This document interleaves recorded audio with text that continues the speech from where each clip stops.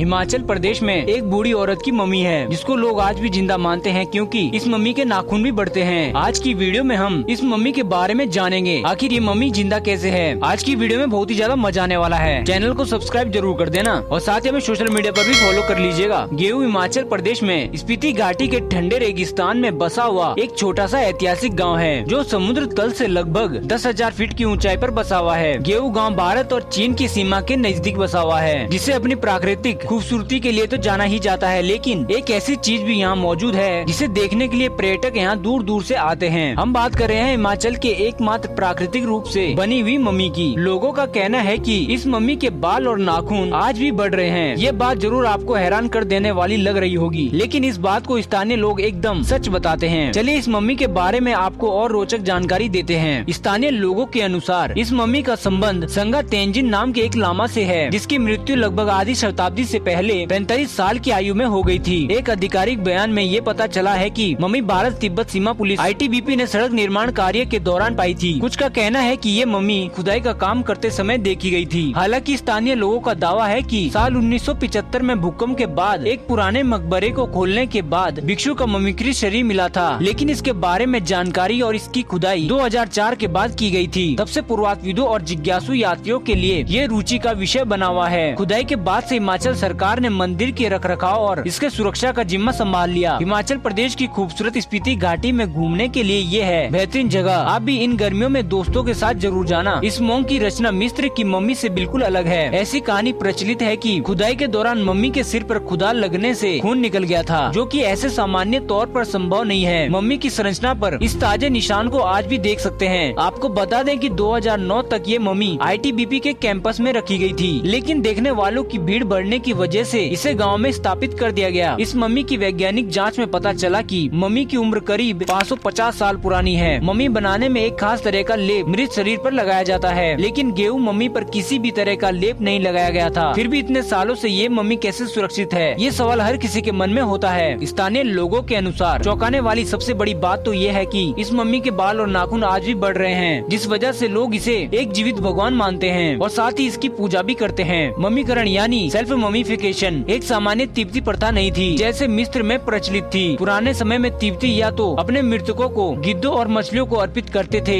या उनका दाह संस्कार करते थे, लेकिन कुछ ऊंची पदवी पर मौजूद भिक्षुओं को मम्मी बना दिया जाता था और उनके शरीर को एक मार्गदर्शक के रूप में भक्ति के लिए रख दिया जाता था। लगभग सभी तिब्बती भिक्षुओं को बैठने की स्थिति में मम्मीकृत या संरक्षित कर दिया जाता था, फिर लेटने की मुद्रा में रख दिया जाता था। मिस्र और तिब्बती मम्मियों के बीच एक और अंतर है। मिस्रवासी मृतकों के शरीर को संरक्षित करने के लिए कई केमिकल तरीकों का इस्तेमाल करते थे और तिब्बती मम्मियों को प्राकृतिक कहा जाता था, जिसका अर्थ है कि भिक्षु भूख और ध्यान के माध्यम से खुद को मृत्यु की ओर समर्पित कर देते थे। मम्मीकरण की इस प्रक्रिया को सोकुशिन बुत्सु कहा जाता है, जो शरीर को उसके वसा और तरल पदार्थ से दूर कर देता है। इसका श्रेय जापान के यामागाटा में बुद्ध भिक्षुओं को जाता है। आपको जानकर हैरानी होगी कि इस प्रक्रिया में 10 साल तक का समय लग सकता है। जहरीले नट, जड़ें, जड़ी बूटियों और पेड़ के रस के आहार के साथ भिक्षु धीमी गति से भूखमरी में चले जाते हैं। ऐसा माना जाता है कि संग तेंजिन ने भी खुद को मम्मीकृत किया था और इसलिए शरीर पर पूरी तरह से सूखा हुआ है। संग तेंजिन की मम्मी आज एक मंदिर में विराजमान है। उसका मुंह खुला हुआ है और दांत दिखाई दे रहे हैं और आंखें खोखली है। ऐसी अनोखी मम्मी को देखना तो बनता है। ये एक बेहद शांतिपूर्ण और सुंदर गाँव है। इस गाँव में लगभग 100 लोग रहते हैं। यहाँ के निवासी अपनी जरूरतों को पूरा करने के लिए दूर दूर की जगहों तक पैदल यात्रा करते हैं। इस गाँव की दूरी काजा शहर से लगभग 80 किलोमीटर की दूरी पे है। ये जगह शिमला से लगभग 430 किलोमीटर और मनाली से कुंजुम दर्रे के माध्यम से 250 किलोमीटर दूर है। इस घाटी में पहुंचने के लिए आप निजी परिवहन की मदद ले सकते हैं। यहाँ आने का सबसे अच्छा समय गर्मियों का है। खैर, आपको वीडियो कैसा लगा कमेंट बॉक्स में कमेंट करके जरूर बताना। हम आशा करते हैं आपको हमारे ये वीडियो जरूर पसंद आया होगा और जाते जाते हमारे चैनल को सब्सक्राइब और बेल आइकन को प्रेस जरूर कर लीजिएगा ताकि हमारे नए वीडियो का नोटिफिकेशन आप तक सबसे पहले पहुँच जाए। अगर आप ये वीडियो किसी सोशल मीडिया की साइट पर देख रहे हैं जैसे कि फेसबुक, इंस्टाग्राम और ट्विटर, तो हमारे इस पेज को जरूर फॉलो कर लीजिएगा। अभी के लिए इतना ही, मिलते हैं नेक्स्ट वीडियो में। तब तक के लिए थैंक्स फॉर वॉचिंग।